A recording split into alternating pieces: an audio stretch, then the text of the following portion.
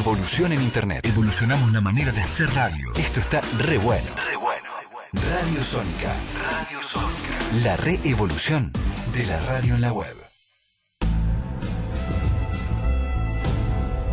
Estás escuchando Café con Luber, con la conducción de María José Lubertino. Toda la...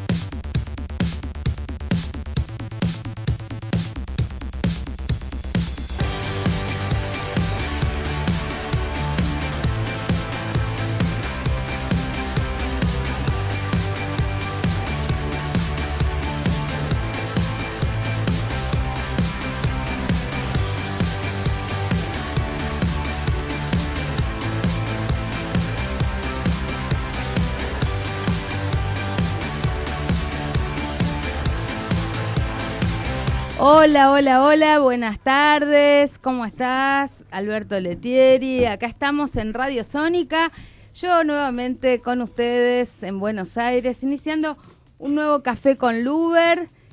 Bueno, una semana donde se lanzan de vuelta las campañas electorales, vamos a estar charlando sobre el envío del presupuesto 2018 que se hizo ya conocido el proyecto que manda el Poder Ejecutivo. También vamos a estar hablando de la entrevista de Cristina Fernández de Kirchner en Infobae, que es de lo que habló el mundo político durante toda la semana. Y bueno, vamos a compartir muchas de las actividades que hicimos en esta semana desde que regresamos. Y también vamos a estar hablando con Dalila Lancilotti, que ella es del Colegio Manuel Belgrano, porque aunque muchos chicos, entre ellos mi hijo, volvieron hoy a tener clases en el Normal 1 y en muchos colegios, todavía hay colegios que siguen con la toma por esta reforma educativa del secundario inconsulta que fue planteada en la ciudad de Buenos Aires. Así que de todo esto vamos a estar hablando hoy, pero bueno, quería, aunque lo hemos contado un poquito, compartir con ustedes algunas de las reflexiones. Ya comenzó, ahora sí, la Asamblea General en Nueva York, la Asamblea General de Naciones Unidas. La vicepresidenta de la Nación, Gabriela Michetti, ha llegado. Según nos comentaba el embajador, al ser una vicepresidenta y no un presidente, no le tocaba hablar muy en los primeros días, sino al final de todo, pero bueno, la coincidencia de que el presidente de Ecuador sea también una persona con discapacidad hace que, como van a montar todo un operativo para que puedan hablar ambos, y sería muy dificultoso mover toda la instalación que van a hacer, ella en esta situación se ve beneficiada y pasa a hablar después del presidente de Ecuador o el mismo día, con lo cual también lo que diga va a ser de mayor atención que si pasara a la rueda final donde hablan los vicepresidentes, porque en general los jefes de Estado ya se retiran en esa última rueda, digamos. Así que bueno, estaremos atentos a ver cuáles son las posturas y los planteos que hace Argentina en esta reunión internacional tan importante. Y la verdad que lamentamos que el presidente Macri no haya asistido en esta oportunidad, en un momento en que hay tantos debates a nivel internacional relevantes. Nos parece que él, que asistía todos los años a la Asamblea General de Naciones Unidas, aun cuando no era presidente, cuando era jefe de gobierno de la ciudad, ahora que es presidente sería importante que estuviera. Pero bueno, veremos qué sucede. Nos parece que la situación en Argentina electoral no amerita que el jefe de Estado falte. No creo que cambie demasiado el panorama electoral en el país por su presencia o ausencia un día o dos, puede ir y volver hasta en el mismo día casi. Bueno, de todas maneras les cuento que yo estuve allí invitada por el presidente de la Asamblea General de Naciones Unidas, saliente, Peter Thompson, que es quien en este caso ya no es más presidente, sino que lo fue hasta la semana pasada, para hablar de la nueva agenda urbana.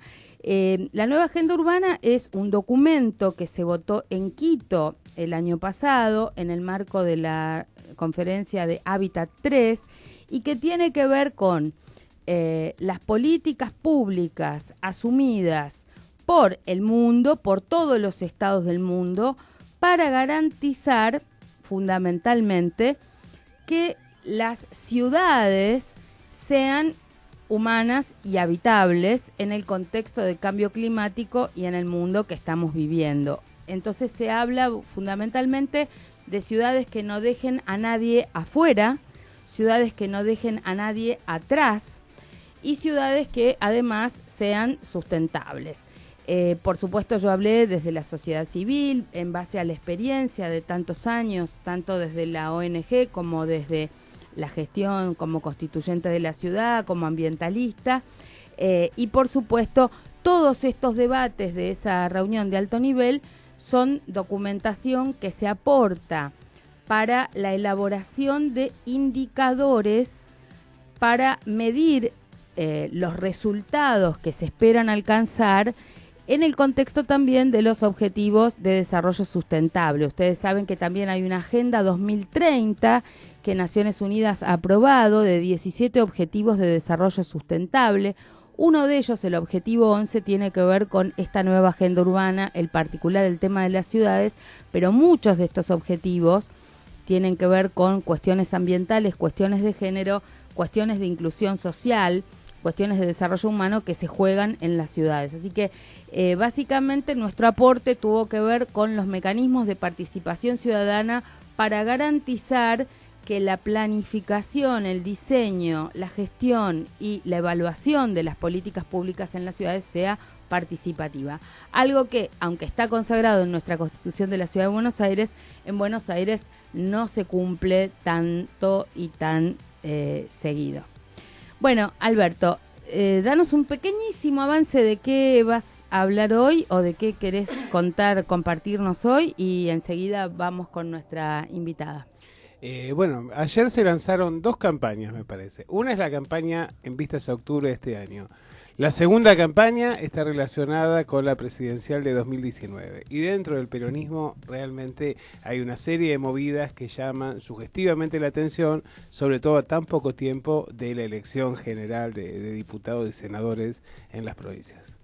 Bueno, vamos en instantes a profundizar en este análisis. Yo creo que también en el marco de un poco qué es lo que planteó Cristina Fernández de Kirchner, qué está pasando con los datos de las encuestas en la provincia de Buenos Aires y fundamentalmente algunos temas que tienen que ver con digamos, cómo se preparan los candidatos y candidatos para esto que va a ser la elección de octubre, en un contexto donde también muchas cartas se juegan como la precandidatura para la del 2019. Algunos creen que esto es como la previa de la presidencial y otros creen que esto no está disociado, que ahora discutimos lo que discutimos en esta elección, que son elecciones parlamentarias y que no hay que mezclar la hacienda porque falta mucho tiempo de acá al 2019, ¿no?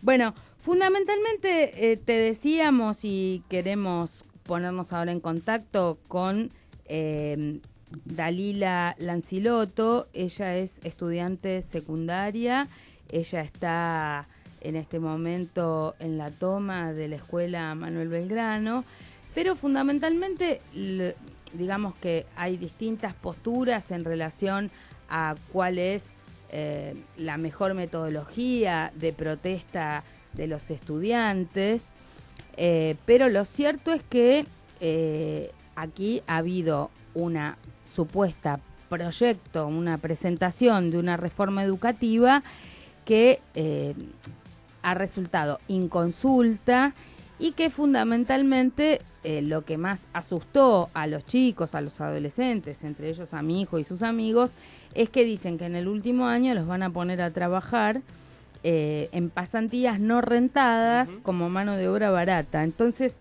esto fue, digamos, lo que desató el escándalo. Creo que ningún chico deja de asumir que el secundario amerita reformas, porque los propios chicos te dicen esto tiene que ser reformado, pero el tema es cómo se hacen esas reformas y cuáles son los debates y los consensos y cómo escuchar a los chicos, como indica la Convención de los Derechos de los Niños y de las Niñas. Para hablar de esto, la tenemos en línea a Dalila Lancilotto. Dalila, ¿estás allí? Sí. Ah, bueno, qué gusto. Contame un poco, ¿vos en qué año estás del Manuel Belgrano? Estoy en el segundo año. Segundo año. ¿Y este es un colegio de qué barrio? De Barracas. De Barracas. Bueno, contanos un poco, vos estás bastante joven, digamos, recién segundo año en la carrera, vos, ¿cómo te enteraste de la reforma educativa? ¿Cómo tomaron la decisión en tu colegio de la toma? Sí. La escuela está tomada desde el lunes 26 de agosto. Ese día se propuso una asamblea para hablar sobre los temas de la reforma educativa y sobre la emergencia de género. Ya habíamos hablado unos días antes en otras asambleas y en esta se había planteado que se podía hacer. Llegamos a la conclusión de que la única opción que teníamos era la toma, porque ya habíamos hecho marchas, cosas de calle y no habían solucionado nada. La toma salió positiva y desde el lunes estamos con esta medida de fuerza. Los reclamos son primero los de años pasados, como reformas edilicias y viviendas de calidad, que los venimos pidiendo, se nos dice que se van a solucionar y no pasa nada. No te escuchamos muy bien. ¿Qué dijiste? ¿Qué cosa de calidad?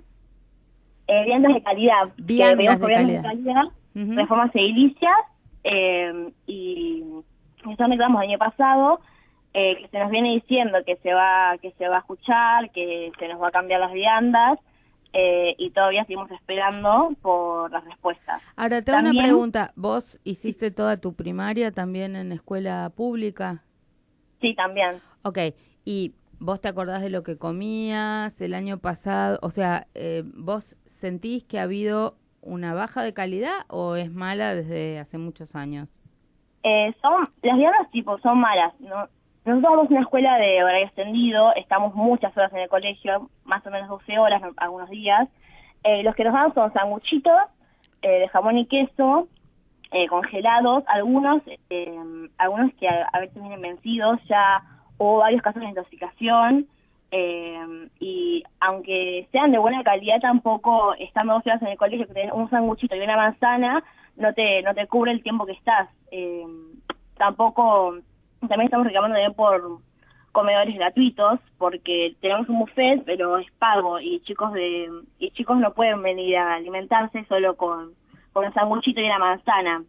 Hay padres que le piden a los hijos que les traigan, por favor, las viandas y terminan intoxicados, porque evidentemente no son de buena calidad, ya lo reclamamos desde hace muchos años. El año pasado se nos cambió el proveedor por 2 días, y después volvimos a tener las mismas. Después te vamos a pedir que alguno de estos días o cuando vuelvan, igualmente con motivo de la toma, ¿están yendo a almorzar al colegio o no? No, estamos en el colegio y los que hacen las comidas son los chicos. Ajá. ¿Pero con qué comida? ¿La llevan ustedes? Sí, la recaudación, la gente viene y da plata o nos da comida y la tenemos que cocinar nosotros, porque de las viandas ya casi nadie las come por los casos de intoxicación que hubo en nuestros colegios y en otros. Ok, si me pudieras mandar más detalle, viste, por Facebook o por Twitter, alguna foto de lo que eran las viandas o de lo que son, sí. Y de qué colegios tienen denuncias, y de esto hicieron denuncias, o sea, ¿alguien habló con el Ministerio de Educación, los docentes, los directivos elevaron las denuncias de los casos de intoxicación? Sí, tuvimos varias charlas, nos dijeron que cuando pasaba eso teníamos que sacar una foto y mandarla pasó eso, ya pasó como, desde las charlas pasaron como ya 2 veces de 2 reclamos de notificación, no pasó nada y seguimos esperando respuestas todavía. Escúchame, y ustedes, muchos colegios hoy votaron volver a las clases, ¿verdad? A pesar de que sigue el debate. Sí. La pregunta es, en relación al tema de la reforma educativa, la ministra Soledad Acuña notificó que va a escuchar a los alumnos, va a haber algún evento participativo, porque por el otro lado, el jefe de gobierno, Rodríguez Larreta, dijo como que el proyecto era un borrador, que no tenía entidad, que no había nada aprobado. O sea, como que minimizó este proyecto educativo y salieron a plantear que esto se parecía a una propuesta educativa de Finlandia donde existía este tipo de metodología. ¿A ustedes les dieron algo escrito? ¿Les dieron alguna charla con alguna información más en profundidad sobre este tema? ¿Cómo sigue esto? No, en realidad no tenemos casi nada de información. La ministra Soledad Acuña convocó a una reunión para dialogar donde no se dejó participar a los colegios de escuelas tomadas, diciendo que mientras las escuelas estén tomadas no se puede abrir el diálogo, y después dice que siempre estuvo abierto el diálogo con nosotros, dando en claro que en realidad no pasa, sino nos deja entrar a dialogar con ella. Después vinieron algunas personas del ministerio cuando terminamos de votar la toma, diciéndonos que en realidad la reforma se supone que va a integrar más a los estudiantes, cuando en realidad las únicas propuestas que leímos sobre la reforma nos dejan en claro que no, dejando a los chicos en el 5º año haciendo 50% de su tiempo, trabajando en empresas sin ningún fin educativo, siendo mano de obra barata, en realidad, gratuita. Bueno, pero igualmente un plan educativo con esa metodología me parece que debería pasar por la legislatura. Yo supongo que también, va a haber... Tampoco se le consultó a ningún profesor, ningún alumno, que se ve la primera persona a la que quería consultarse. Se dice que a los chicos de las escuelas privadas se les consultó si querían participar, cuando en realidad no. Ahora, ¿ustedes tienen previsto seguir adelante con la toma? Porque ya son muchos días. O sea, yo entiendo que la única manera de hacerse escuchar puede haber sido la toma, pero también entiendo que, bueno, se pierden muchos días de clase y ustedes también se perjudican doblemente, ¿no? Sí, la toma cuando se propuso fue hace un tiempo definido.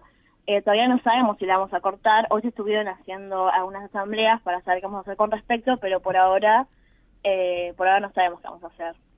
Ok, y te hago una pregunta. ¿Cuántas escuelas, sabes vos, cuántas todavía siguen tomadas? Alrededor de 30 más o menos. Todavía siguen 30, porque varios volvieron hoy a clase. Sí, hasta lo que yo sé, antes eran 30 y ahora no sé cuándo se habrán bajado. Yo creo que varios, porque hoy todos los chicos que vienen a mi casa, los amigos de mi hijo, de varios colegios en este contexto de las semanas ya volvían, el Normal 1 volvía hoy, la Falcone mañana, viste, estaban todos como ya... Se levantaron 5 colegios nada más, pero otros más no sé. Bueno, mantenernos al tanto. La verdad que yo también escuché que decían que iban a prorrogar los días de clase si ustedes seguían con la toma para que los recuperen, lo cual también después es un lío porque, viste, ya se superpone con las fiestas. En diciembre es medio complicado para todos, viste, porque también muchos de los chicos ya tienen previsto esos pequeños viajes que se hacen a fin de año u otras actividades familiares, así que bueno, la verdad que yo les deseo que sean escuchados, que pronto puedan volver a clase y espero que todos podamos participar en una reforma tan interesante, tan necesaria como es la de, digamos, muchas cosas se deben cambiar en el secundario y fundamentalmente resolver de manera urgente el tema que ustedes plantean de las viandas y de la comida y de estas cuestiones edilicias que son imprescindibles, ¿no? Bueno, muchísimas gracias, Dalila. Cualquier cosa nos mantenemos en contacto y a través de las redes sociales me compartís o me contás cuando van levantando la toma. Sí. ¿Puedo agregar algo? Sí, claro. El miércoles 20 vamos a realizar una marcha para continuar con nuestros reclamos y hasta ahí eso. Bueno, el miércoles 20 entonces vuelven a marchar al Ministerio de Educación. Congreso. Al Congreso, porque la marcha de la Noche de los Lápices el viernes pasado fue al Ministerio. O sea que van al Congreso el 20. Y eso lo hacen todos los colegios. Ajá. Bueno, ahí nos veremos entonces. Vale, gracias. Un beso grande. Bueno, vamos a escuchar un poquito de música de Scalandrum, que están volviendo al Conex en el 25 aniversario del fallecimiento de Astor Piazzolla, y bueno, es un gusto poder tenerlos y escucharlos.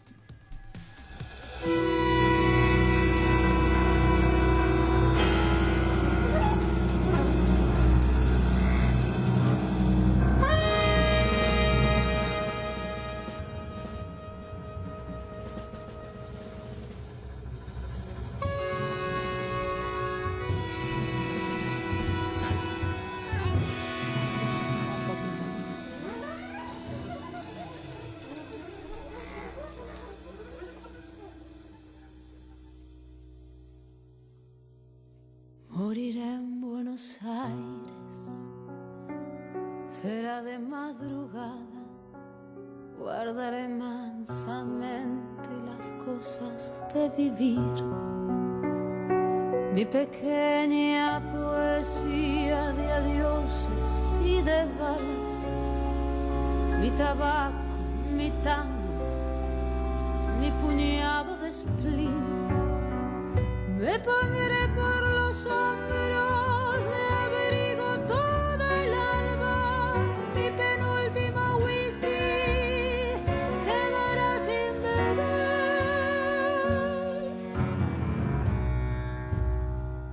Llegará tangamente mi muerte enamorada, yo estaré muerta en punto cuando sean las 6.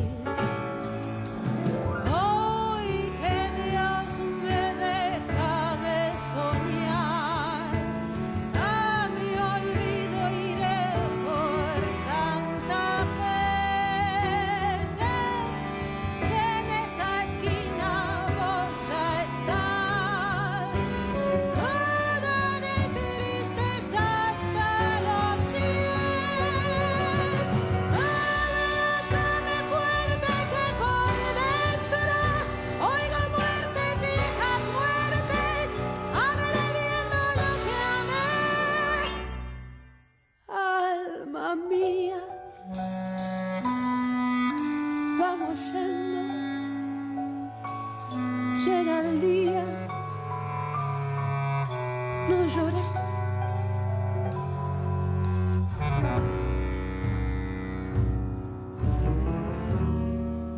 Moriré en Buenos Aires, será de madrugada, que es la hora en que mueren los que saben morir. Flotará en mi silencio la mufa perfumada de aquel verso que nunca yo te supe decir. Andaré tantas cuadras y allá en la Plaza Francia, como sombras fugadas de un cansado ballet, repitiendo tu nombre por una calle blanca. Se me irán los recuerdos en puntitas de pie.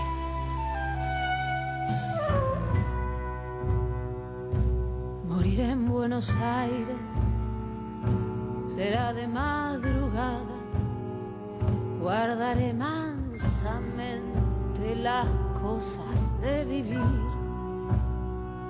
Mi pequeña poesía de adioses y de balas, mi tabaco, mi tango, mi puñado de spleen. Me pondré por los hombros de abrigo toda el alba, mi penúltimo whisky quedará sin beber. Llegará tardamente mi muerte enamorada, yo estaré muerta en punto cuando sean las 6.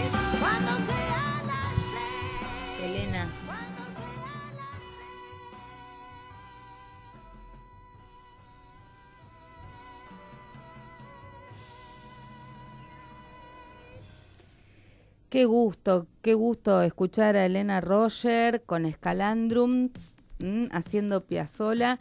Y por supuesto, bueno, está multifacética Elena Roger, bailarina, cantante, preocupada siempre por los temas ambientales. Y estuvimos en el estreno en Nueva York de la película de Julia Solomonov, Nadie nos mira, en la que trabaja Elena Roger, así que les mandamos un saludo a ellas y a los actores. Fundamentalmente se la súper recomiendo, una película entrañable, la historia de unos argentinos en Nueva York, muy interesante y bien para estos tiempos de Trump contra la discriminación y bueno, como todos estamos siempre en tránsito, los lugares son relativos, los tránsitos son internos. Bueno, como les prometí, vamos a charlar ahora un poquito sobre qué pasa con estas elecciones, fundamentalmente el lanzamiento de las campañas. Y bueno, esta semana, un poco antes del lanzamiento de las campañas electorales, estuvo Cristina Fernández de Kirchner en Infobae. Esto dio mucha tela para cortar, creo que muchos escucharon de un lado y del otro de la grieta lo que quieren escuchar, digamos los fans de Cristina la vieron fantástica, los que son detractores de Cristina les pareció terrible, pero la verdad es que hay que tratar de mirar un poquito con objetividad algunas de las cosas que se dijeron. Siempre es interesante escuchar un reportaje a una ex primera mandataria o al primer mandatario de un país, porque bueno, uno puede profundizar algunas ideas o algunos conceptos de las cosas que sucedieron, sobre todo cuando alguien no solamente está hablando de lo que hizo, sino también se proyecta hacia el futuro. Y la verdad es que desde mi humilde punto de vista, creo que fue una oportunidad un poco perdida. Yo creo que muchos argentinos y argentinas, aunque podemos tener un reconocimiento de muchísimas cosas que se hicieron durante la gestión kirchnerista, tenemos también una visión crítica en muchos aspectos y sobre todo creo que lo que llevó a la derrota del kirchnerismo en la elección presidencial y que ahora es lo que se dirime también un poco, es justamente, no como ella dijo, solo una cuestión de tono o de forma. Creo que hay cosas que hirieron la sensibilidad de todos los argentinos, como fue el caso de Once, que no se habló de esto en la entrevista, pero que era una oportunidad para la exmandataria para pedir disculpas, para pedir perdón, para explicar algo de lo que allí sucedió, que nos dolió a todos los argentinos, y sobre todo los hechos de corrupción, porque se le preguntó por López, dijo que le dio odio, pero a ver, no es una señora que está en su casa mirando y que mira de afuera, o sea, era un funcionario de su gobierno. Se le preguntó por las causas penales que tiene. La verdad que nos pareció que la entrevista quedó corta, quedó pobre, no por las preguntas, sino porque se perdió una oportunidad política de Cristina Fernández de Kirchner de hacer verdaderamente una autocrítica, un mea culpa o de decir algunas cosas que todos sintamos que resulten más creíbles que lo que escuchamos, ¿no? Sí, comparto con vos lo que decís. Me parece que en realidad lo primero que se ve es una situación de debilidad, porque Cristina ha tenido que ir a aquellos medios a los cuales rehusó darle cualquier tipo de información o de nota durante muchísimo tiempo. En segundo lugar, porque había una queja respecto de que se le estaba interrogando o algo por el estilo, y en realidad el problema es que ella nunca salió a dar explicaciones sobre aquello que está instalado en la agenda.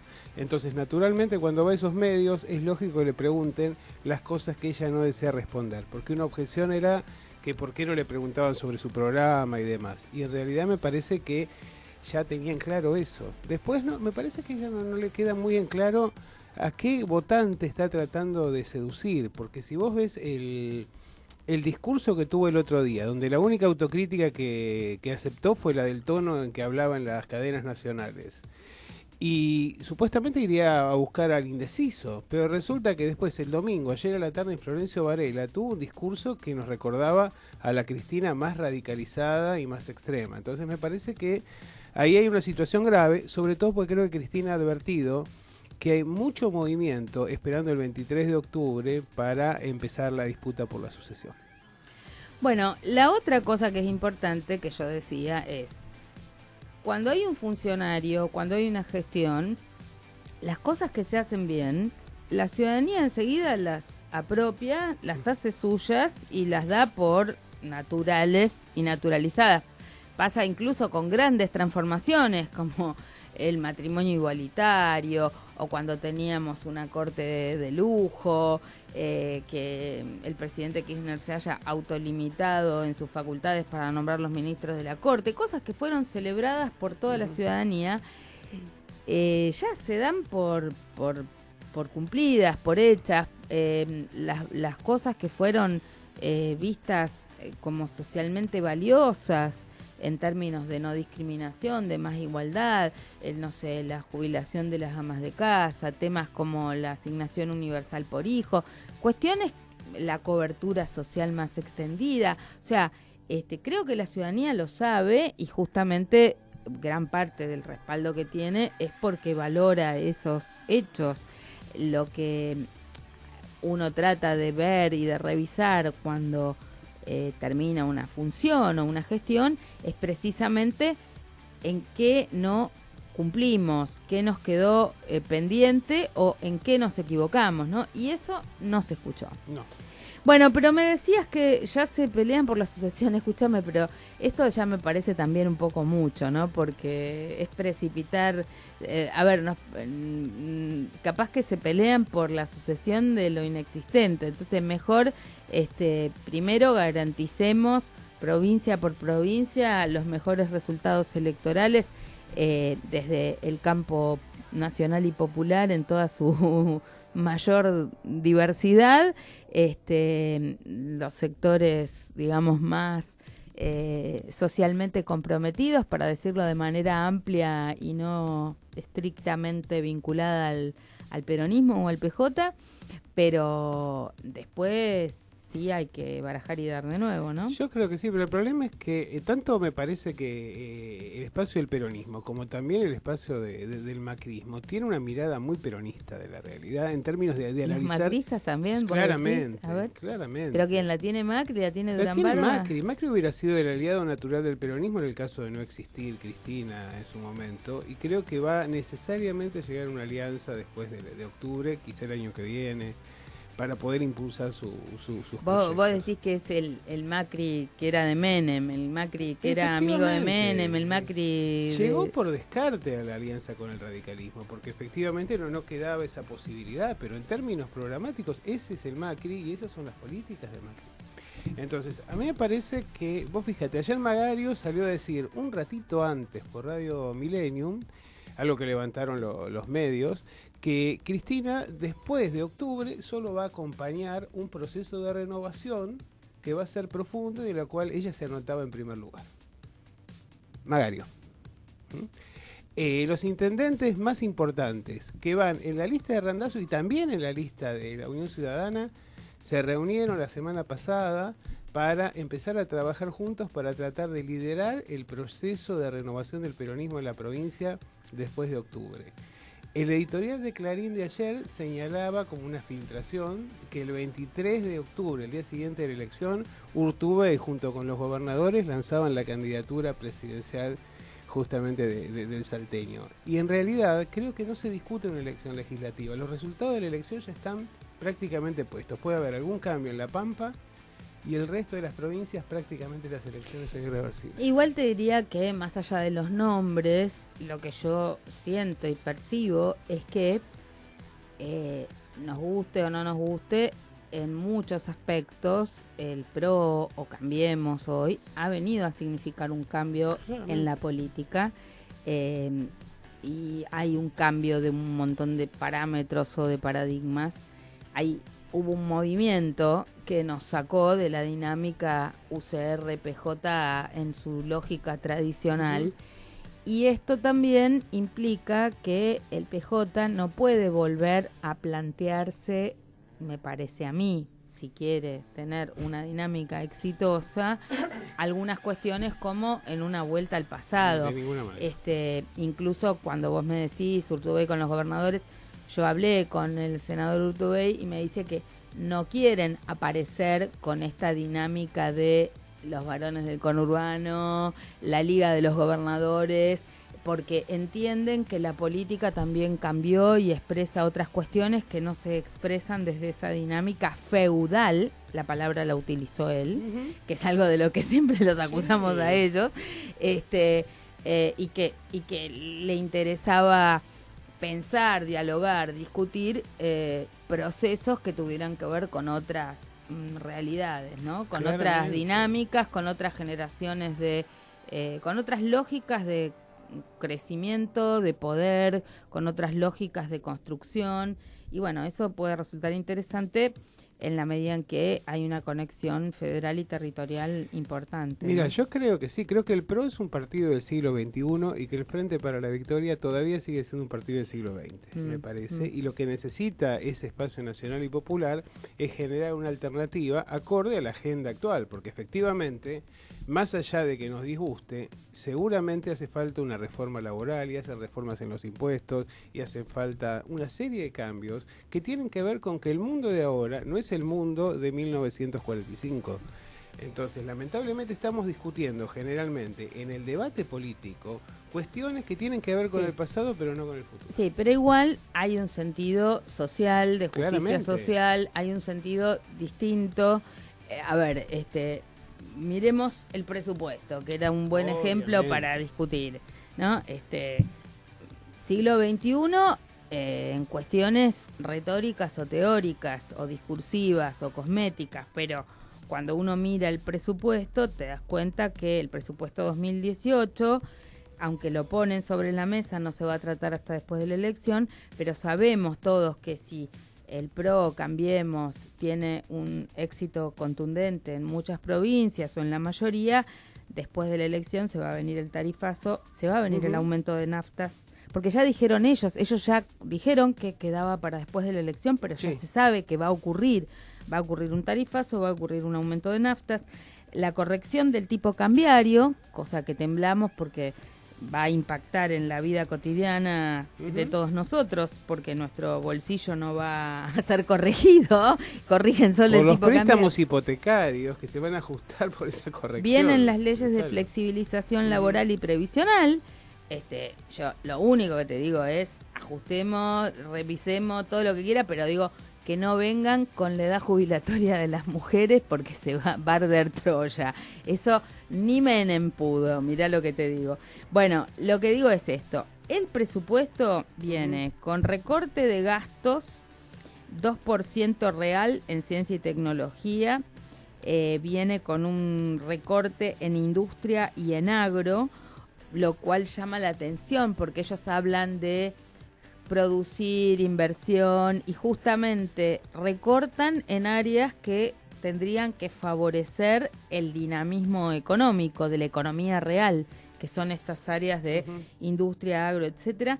Vienen bajando el déficit, pero la reducción se hace sobre todo en base a presión tributaria.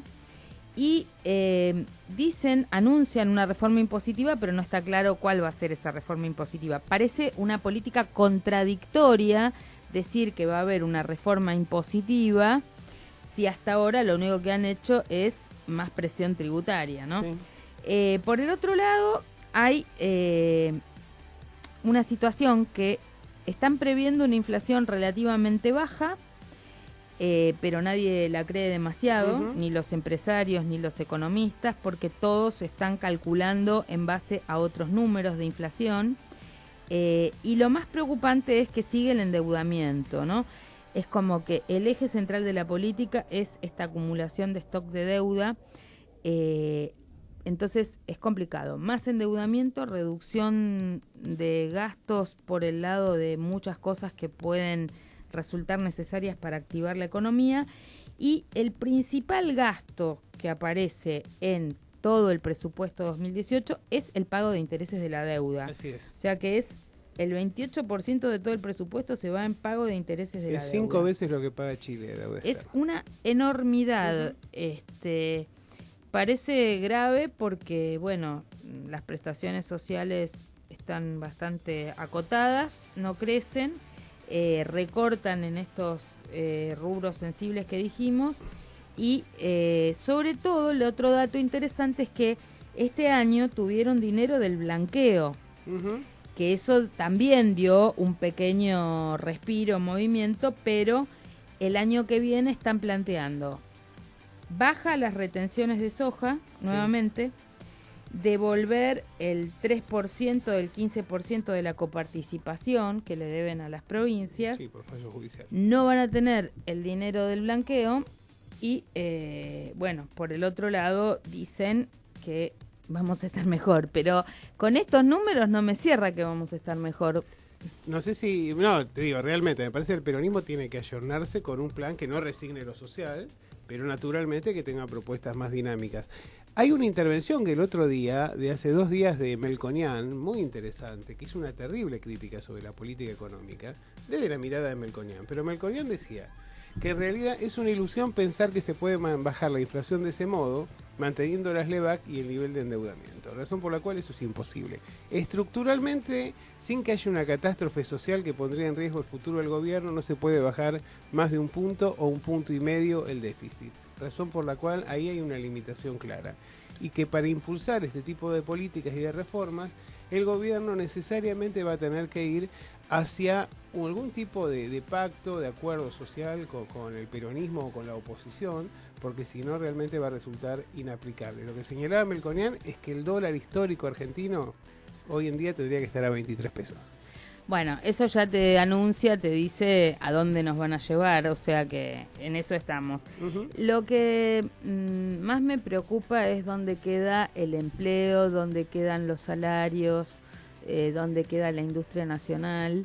Me parece que en esa línea la vinieron pifiando porque abrieron las importaciones de manera desmedida e innecesaria. Esto de verlo el otro día a Berman trayendo los dos televisores. A ver, obviamente a él lo pescaron, debe haber 200 funcionarios que hacen lo mismo sin vergüenza o ponen a un cadete a que empuje el carrito o que tiene sus inversiones en el exterior, pero digamos, cuando se ve la imagen, cuando se ve la foto, da un poco de vergüenza ajena, ¿no? Porque en realidad es legal, está todo bien, pero es una fotografía de lo que está sucediendo en la realidad. No estamos produciendo, estamos comprando, y lo que debería ser recursos locales, inversiones locales, mano de obra, trabajo, empleo, no está. Ese es el programa justamente económico del gobierno. Es decir, es el mismo programa que planteó en algún momento, ayornado, que planteó Martínez de Oz, que luego se continuó en los 90 y que siguió adelante ahora. Es decir, tratar de agarrar pocas industrias de punta que puedan competir en el mercado internacional. Fíjate una cuestión muy interesante. Se incrementó notablemente la venta de automóviles, por ejemplo. No, esos son los datos específicos. Ahora, los autos que se venden se fabrican en Brasil, porque los autos pequeños y medianos, que son los que se venden en nuestro territorio, se importan. Los que se fabrican acá no se venden porque son los autos grandes. Caros. Entonces, tenemos que revisar muchas cosas, el tema del Mercosur también, por ejemplo, en qué términos estamos manejando. Realmente decía Melconian algo que a mí me parece muy interesante, y es esto, dice, ojalá que no se resfríe nadie, porque este plan subsiste, y este gobierno subsiste exclusivamente en base a endeudamiento. Si hay un tipo de restricción al endeudamiento a nivel internacional, no puede seguir gobernando. Bueno, recordemos que sigue desaparecido Santiago Maldonado, que están haciendo rastreos, investigaciones, pero que nadie sabe dar información sobre su paradero. Hoy detuvieron a una persona allí en las inmediaciones de Cuyamén. No se sabe muy bien por qué, estaban haciendo allanamientos. La Comisión Interamericana de Derechos Humanos ha citado a la Argentina para dar informes en Montevideo sobre el avance de las medidas cautelares que ellos han dispuesto, tanto en este caso como en el de Milagro Sala. Y por el otro lado te cuento 2 o 3 novedades. Hubo Dime. elecciones en las facultades. Por primera vez va a haber una decana mujer en ciencias sociales. Sí, Después de Carolina hace Mera, muchos a la cual le años. mandamos un gran Sí, saludo, que la estuvimos vimos, respaldándola. la vimos en la televisión sindical, estuvimos con ella, ¿te Es acordás? hija de Julio Mera Mirá Figueroa. vos. Bueno, Carolina va a estar al frente de sociales, Una alianza plural es esta, en una muy alianza amplia. plural, muy amplia, y también en derecho ganó la lista que yo voté, que es la del doctor Bueres, que un poco continúa el trabajo de Mónica Pinto y que también fue una lista bastante plural. Tendríamos que dedicarnos a la política en universitaria. en lo que puede ser plural en nuestra facultad, que somos bastante todos parecidos. Pero bueno, después les cuento que este sábado de 13 a 18 horas en las facultades sociales va a haber un debate sobre el tema del aborto. Esto es muy interesante porque se va a hacer un debate en sociales de 13 a 18 horas. Después vamos a estar el domingo 24, vamos a estar en la Maratón Avon, en los bosques de Palermo. El domingo 24 corremos las mujeres para la prevención del cáncer de mama. Ya podés entrar por internet, comprar tu remera y apoyar a la Fundación Avon, que trabaja junto con la ALCE, junto con FUCAM y tantas otras organizaciones por el cáncer de mama.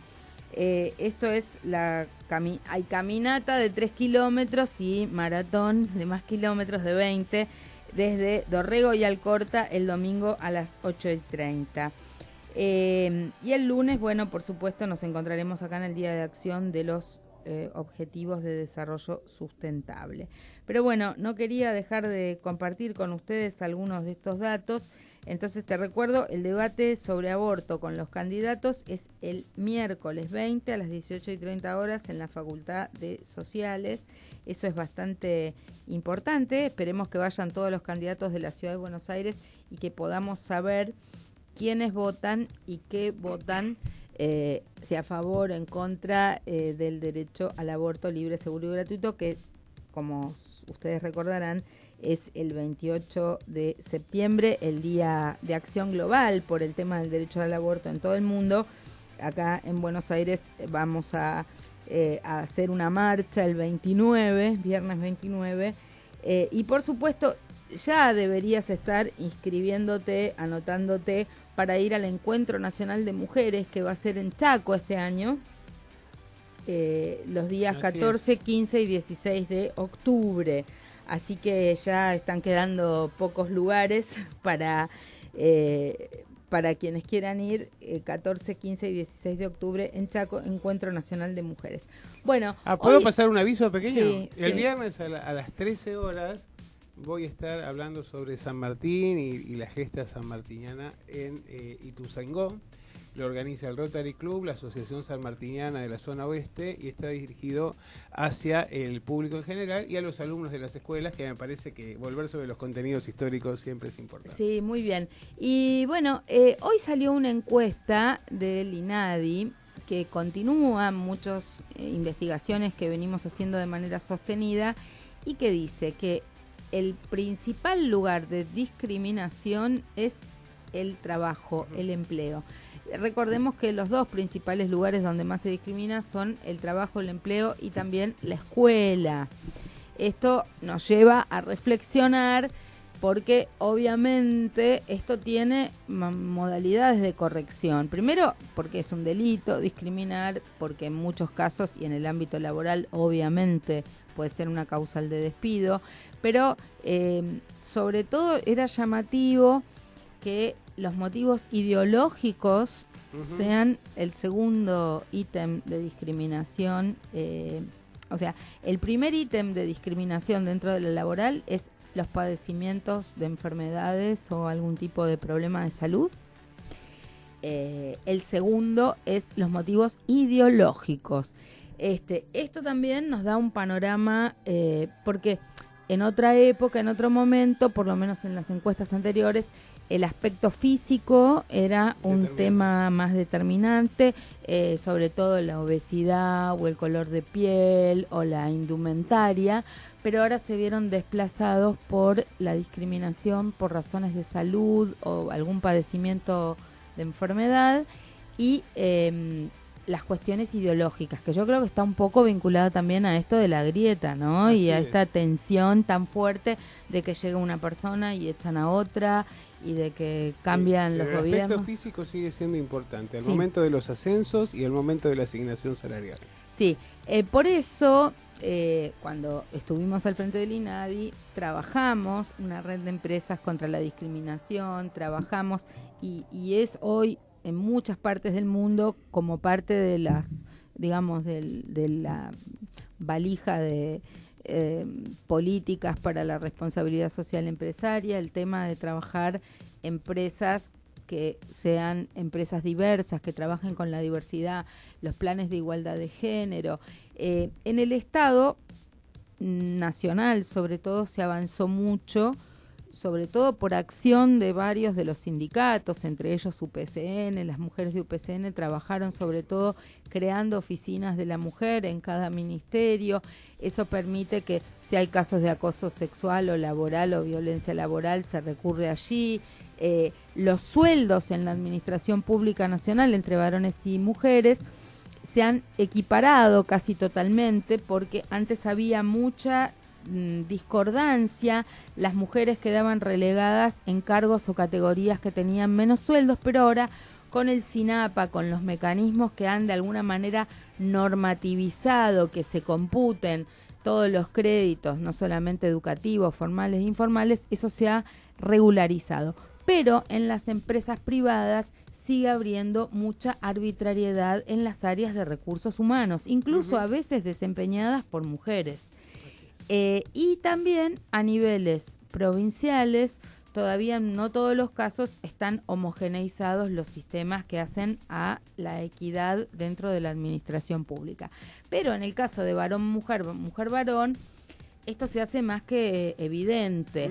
Hay otras circunstancias como la nacionalidad, el origen étnico, la diversidad religiosa, los problemas ideológicos que hacen más difícil percibir si a una persona se le está pagando menos porque es afro o porque es judío o porque es gay o porque padece una enfermedad. Sobre todo creo que los casos de padecimiento de enfermedad tienen que ver con que le cambien las tareas, lo metan en una oficina donde nadie lo vea, sobre todo si estos padecimientos físicos tienen que ver con el aspecto físico o que lo quieran echar si tienen algún problema. También el embarazo, recordemos que siempre ha sido un objeto o una causal vinculada a la discriminación. Y esto también lo queremos plantear emparentado con el tema de la discriminación en las escuelas, porque sigue faltando una presencia más activa de los planes y de los programas de la no discriminación, de las escuelas inclusivas, sobre todo frente a esta pandemia que es el bullying. Volvió a haber un caso terrible esta semana, una niña de 8 o 9 años tomó veneno para ratas después de no soportar el bullying que le hacían en el colegio en Mendoza. Esto ocurrió en Mendoza. Entonces, cada uno de estos hechos que en cuentagotas nos llegan a través de los medios de comunicación no deben pasar como naturalizados. No debemos naturalizar estos hechos. Cada hecho de estos que nos enteramos encubre una serie de hechos que no estamos viendo porque lo vemos cuando estalla, cuando llega a este punto final, definitivo. Pero hay muchísimos chicos que están pasando por esta situación. Entonces uno se pregunta, ¿dónde estaban los adultos, tanto en la casa como en la escuela, que no pudieron advertir, que no pudieron detener, que no pudieron modificar esa situación? Ahora, si eso vos lo correlacionás con que hay padres que vienen a defender a los gritos que en una escuela en Córdoba no puedan entrar chicas a la escuela, y son los padres los que dicen las pibas no pueden entrar en este colegio, o en Salta familias que obligan a que en el horario escolar se tenga que rezar, aunque eso implique una discriminación para chicos que son de otros cultos o de otras religiones, la verdad que uno se pregunta qué está pasando con este mundo de los adultos que todavía no entienden cuántas cosas bellas se pueden compartir en la diversidad y con más respeto por el otro o los otros, ¿no? Así es, y lamentablemente es un mundo de la imagen donde cada vez más este tipo de cuestiones toman protagonismo. Bueno, nos estamos despidiendo hasta la semana que viene. Esto fue Café con Luber. Le agradecemos a Nico que lo tenemos en la asistencia técnica. Gracias a Alberto Letieri. Gracias a todos ustedes por acompañarnos. La seguimos en Facebook, en las redes sociales y nos vemos el viernes en la TV Sindical a las 18:30 horas. Un beso grande. Chau, chau. Desde sus estudios ubicados en Bartolomé Mitre 1711, Ciudad Autónoma de Buenos Aires, transmite Radio Sónica, la radio más escuchada de Internet, acreedora de los premios Éter 2008 y 2014 y declarada de interés cultural y social por la legislatura porteña. Una nueva hora comienza en Argentina.